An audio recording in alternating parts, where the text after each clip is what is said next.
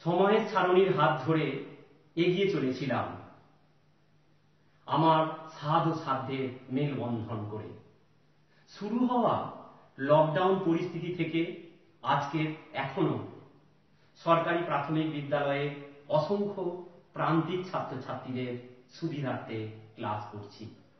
কিন্তু কখন যে 199টা ক্লাস সম্পূর্ণ করে আজ 200তম পর্বে পৌঁছে গেছি নিজেও খেয়াল করিনি। আমার স্নেহের ছাত্রছাত্রীদের জন্য এটুকু করতে পেরেই মানসিকভাবে আমি খুব আনন্দিত হয়েছি। ভবিষ্যতে আমার সন্তান সম ছাত্রছাত্রীদের যে কোনো সমস্যাতে এভাবেই যেন পাশে থাকার আশীর্বাদ দেন ঈশ্বর।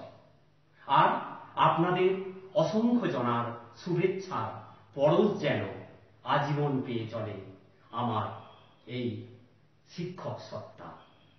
আজ আমি 200তম ক্লাস নেব, চতুর্থ শ্রেণীর আমাদের পরিবেশ।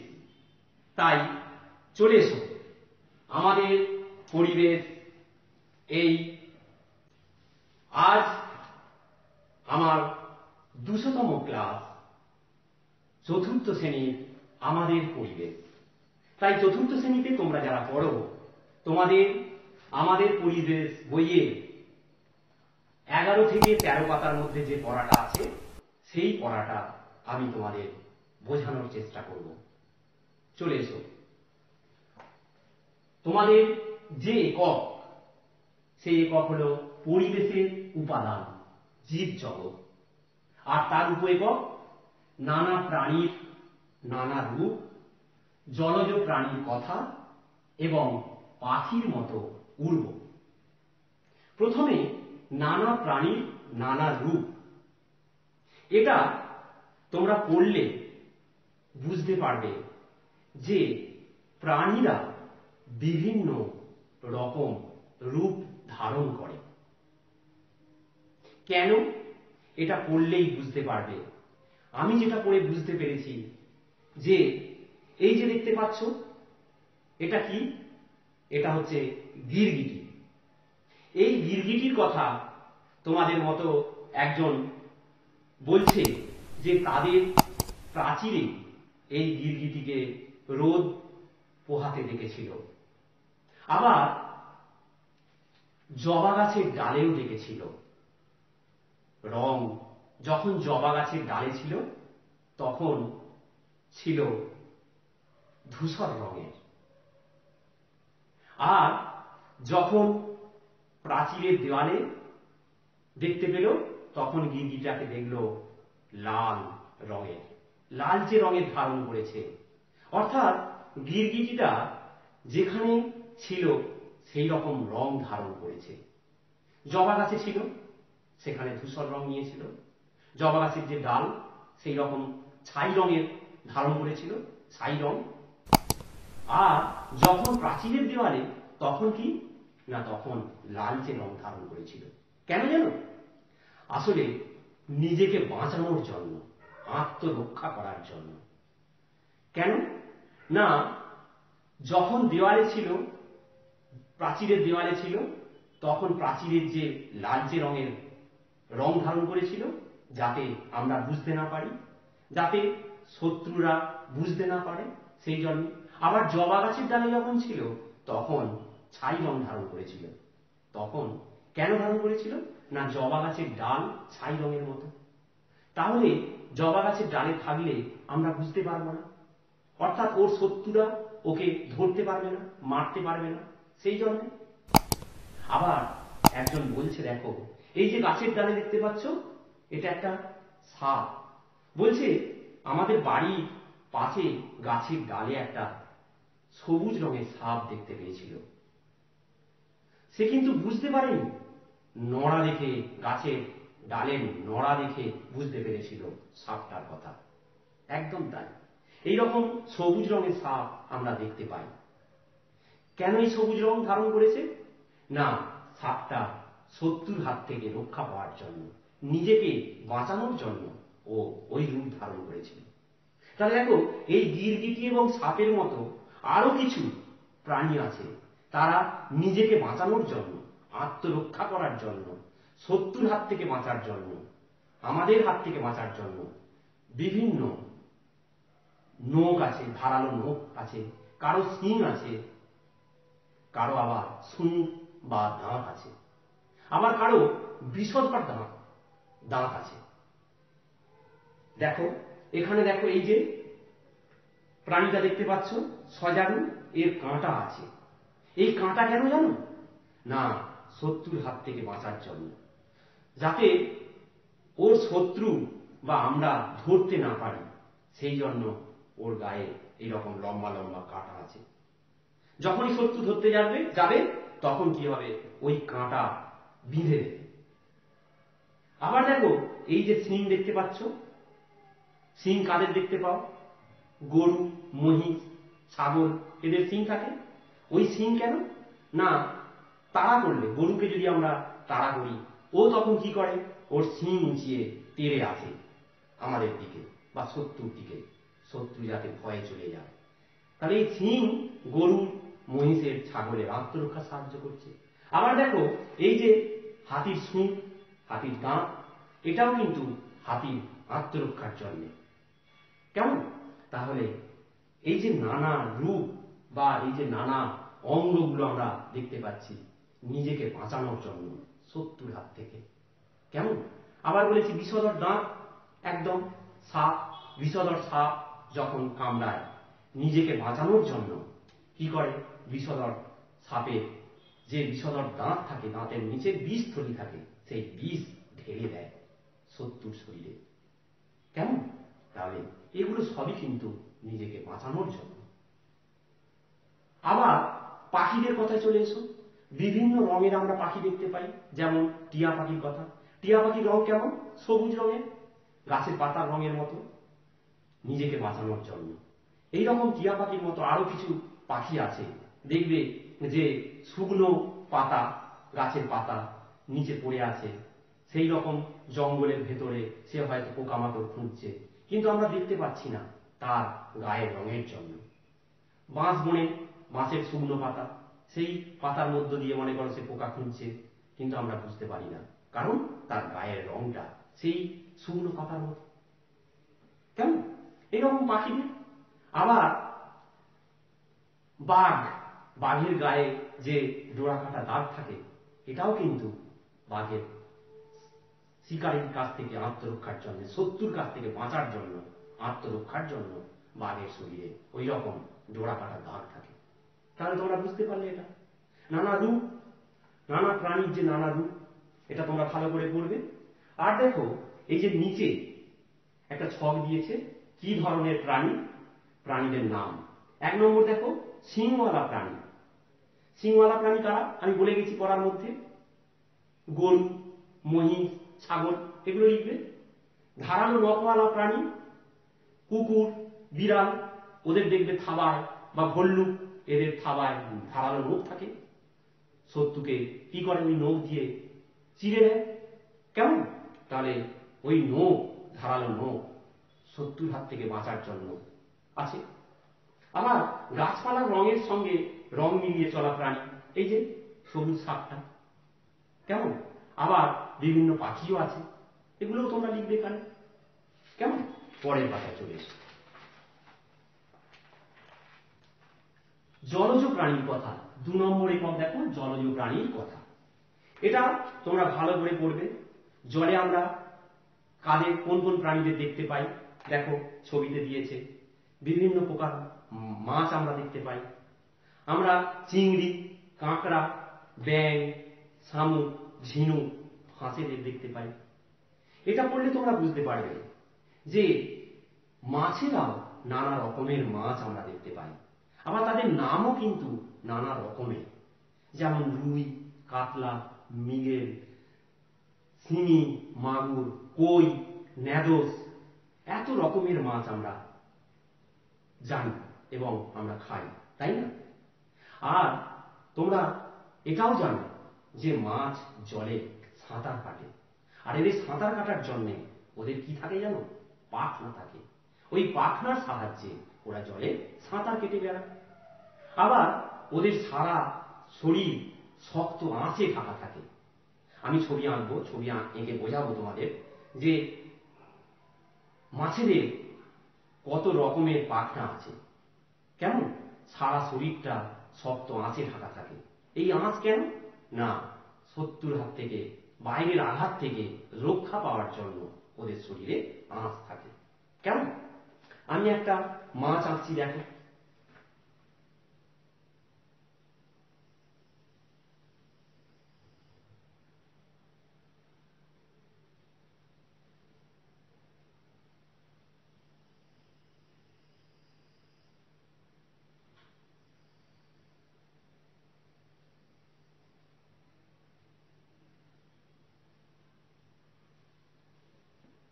এইরকম এইরকম তোমরা মাছ দেখেছো।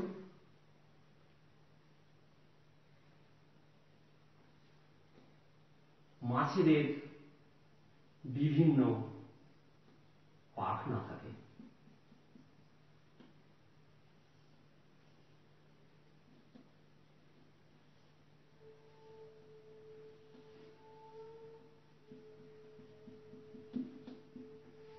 এখানে দুটো পাখনা, এটাকে বক্ষ পাখনা বলে। আমি এঁকে ফেলি আগে।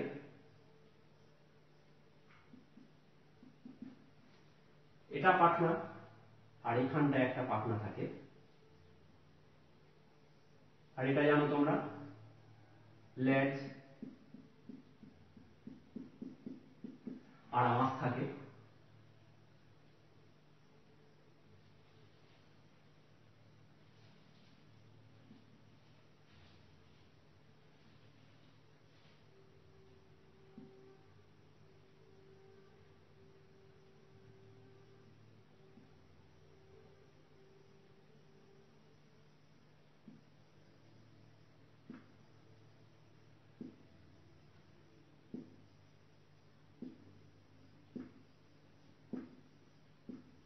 আমি একটু তাড়াতাড়ি করে এঁকেছি, কেমন?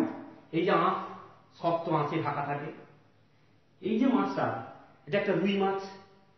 দেখো পিঠে একটা পাখনা আছে, এটাকে বলে পৃষ্ঠ পাখনা। পৃষ্ঠ পাখনা। বুক এটা মাছের, দুটো পাখনা দেখতে পাচ্ছ, এক জোড়া এখানে, তাহলে এটাকে বলে বক্ষ পাখনা। এই দুটো আছে, এই দুটোকে বলে শ্রোণী পাখনা।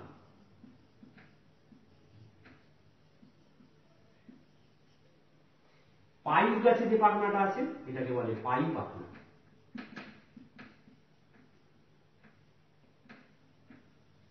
আর এটাকে লেজ বা পুচ্ছ পাখনা।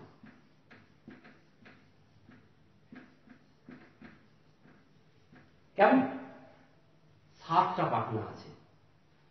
জোড় পাখনা দুটো আছে, বক্ষ পাখনা দুটো, দুটো 4টে, পৃষ্ঠ পাখনা বিজোড় পাখনা একটা, দুটো, আর এখানে একটা, 3টে। 3 আর 4 7টা, তাহলে 7টি পাখনা। 7টি পাখনা। রুই, কাতলা, মৃগেল এই মাছগুলোর 7টি পাখনা থাকে। এই পাখনার সাহায্যে এরা জলে সাঁতার কাটে। কেমন?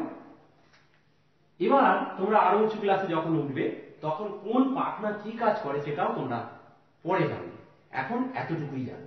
আর এই যে দেখছো সারা শরীরে শক্ত আঁশ আছে, এই আঁশটা বাইরের আঘাত থেকে রক্ষা করে, জলের ঘর্ষণ থেকে রক্ষা করে, কোন শত্রু বা ঠান্ডা গরম এগুলোকে নিয়ন্ত্রণ করে এই পাখনাগুলো।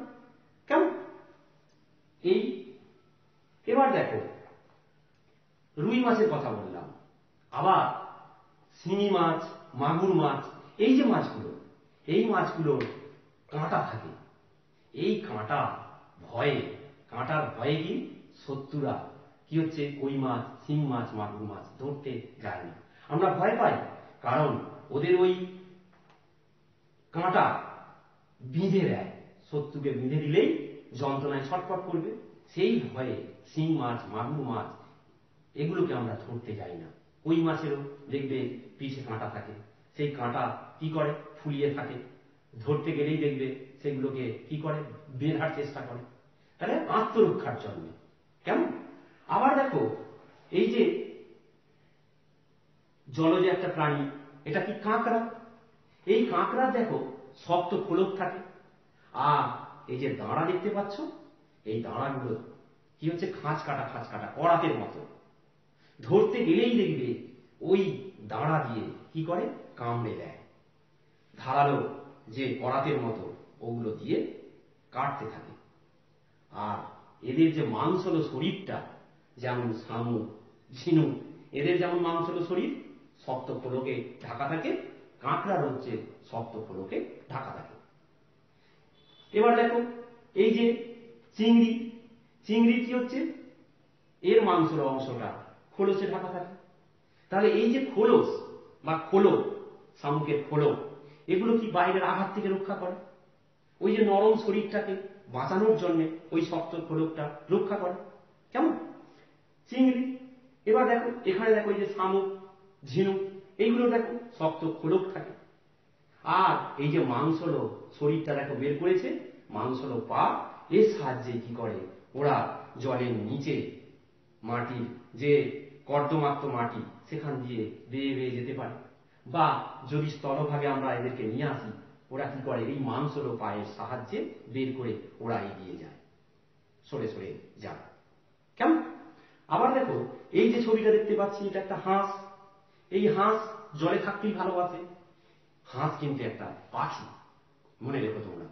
এর কি হচ্ছে, পায়ের দিকে লক্ষ্য করো, এদের পায়ের আঙুলগুলো, হাঁসের পায়ের আঙুলগুলোর দিকে যদি লক্ষ্য করো, দেখবে এই যে আঙুল,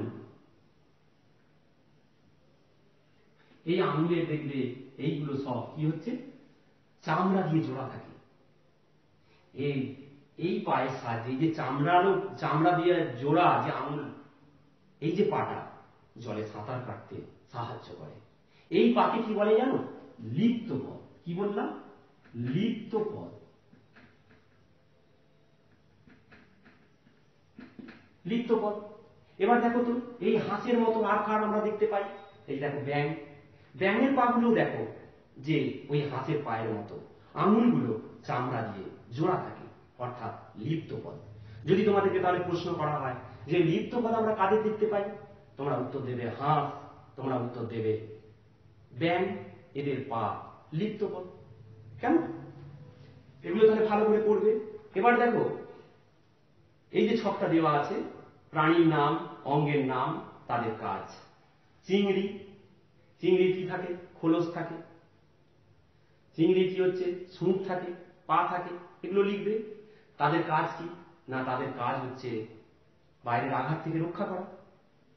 শামুক, শক্ত খোলক, আর কি হচ্ছে, মাংসলো পা। শক্ত খোলক কি করে, বাইরের আঘাত থেকে রক্ষা করে, আর মাংসলো পা চলতে সাহায্য করে। কাঁকড়া, শক্ত খোলক, আর কি হচ্ছে, দাঁড়া। শক্ত খোলক বাইরের আঘাত থেকে রক্ষা করে, আর দাঁড়া কি করে, শত্রুর হাত থেকে রক্ষা করে। কেমন? তারপরে আছে রুই মাছ। রুই মাছের কি না, পাখনা, আঁশ, এগুলো অঙ্গের নাম লিখবে। পাখনা কি করে, সাঁতার কাটতে সাহায্য করে, আঁশ বাইরের আঘাত থেকে রক্ষা করে। এইভাবে এটা লিখে ফেলবে তোমরা। এবার চলে এসো পরের পাতায়। পাখিদের মতো উড়ব, এই যে উপদ্রবটা 3 নম্বর উপদ্রব, পাখিদের মতো উড়ব, এটা পড়বে তোমরা। এখানে একজন বলছে রন্তু, সে রোজ কি করে, সন্ধ্যাবেলায় পাখিরা যে তাদের বাসায় ফেরে, এটা সে লক্ষ্য করে। আর তার খুব ইচ্ছা যে পাখির মতো উড়তে, পাখির মতো সে ডানা মেলে উড়ে যেতে চায়। তাই সে কি করে, হাতগুলোকে বাড়িয়ে উড়ে যাওয়ার চেষ্টা করে। তোমরাও এই রন্তুর মতো ছোট্ট ছোট্ট ছোট্ট, তোমাদের ইচ্ছা হয়তো করে যে পাখির মতো উড়ে যায়, কিন্তু না, তুমি বা ওই রন্তু, আমরা ইচ্ছা করলে পাখির মতো উড়ে যেতে পারবো না। কেন বলতো? পাখিদের মতো আমাদের তো ডানা নেই, আমাদের তো পালক নেই, আছে কি? আর আমাদের শরীর তো ভারী, তোমার শরীর আমার শরীর এগুলো ভারী, তাহলে ভারী শরীর তো উঠতে পারবে না। পাখিদের শরীর হালকা। কেন হালকা না, দেখো, আমরা পাখিরা কি হচ্ছে, ফুসফুসের সাহায্যে শ্বাসকার্য চালায়। তোমরা জেনেছো এর আগে, আমরা প্রশ্বাসের সাহায্যে অক্সিজেন গ্রহণ করি, আর শরীরের মধ্যে যে দূষিত গ্যাস উৎপন্ন হয় কার্বন ডাই অক্সাইড, সেটা ফুসফুসের মাধ্যমে আমরা ত্যাগ করি। তাহলে আমরা ফুসফুসের সাহায্যে শ্বাসকার্য চালাই, পাখিরাও তাই। কিন্তু পাখিদের শরীর হালকা কেন?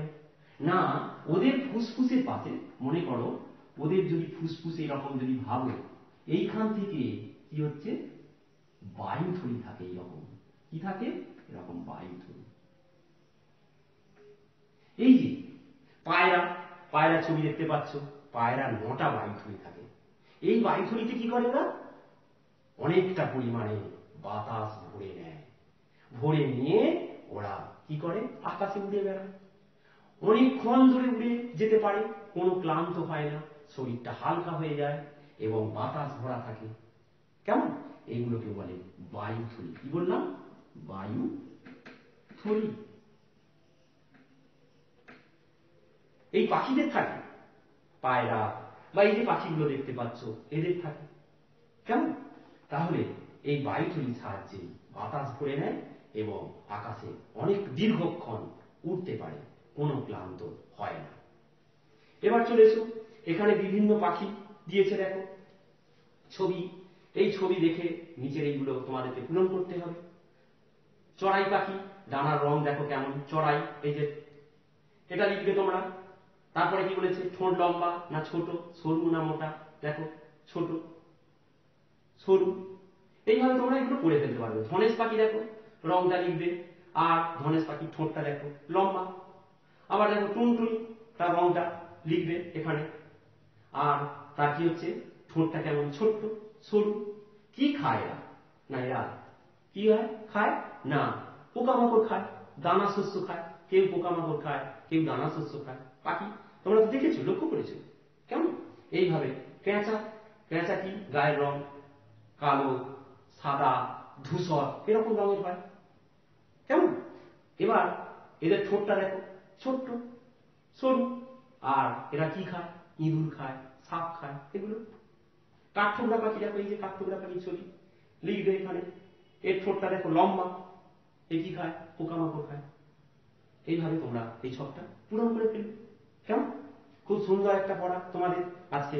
আমাদের পরিবেশ, পরিবেশের উপাদান, যে জীবজগৎ, এটা তোমরা ভালো করে পড়বে। আর যে কাজগুলো দিলাম সেগুলো তোমরা করে আমাদের বিদ্যালয়ের হোয়াটসঅ্যাপ গ্রুপে পাঠিয়ে দেবে, আমি দেখে নেব। কেমন? তাহলে আজকে আমার জীবনের অনলাইন ক্লাসের 200তম ক্লাস আমি শেষ করছি। এই 200তম ক্লাস আমার জীবনে স্মরণীয় হয়ে থাকবে। তোমাদের উৎসাহ উদ্দীপনায় আমি এই ক্লাস এগিয়ে নিয়ে যাচ্ছি। যতদিন এই রকম তোমাদের স্কুলে ছুটি থাকবে আমি চেষ্টা করব আমি তোমাদের এইভাবে ক্লাস নিয়ে যেতে। তাহলে তোমাদের ক্লাস এখানেই শেষ করছি। তোমরা সবাই খুব ভালো থেকো, সুস্থ থেকো, সাবধানে থেকো, আর বাবা মার কথা অবশ্যই অবশ্যই মেনে চলো। কেমন?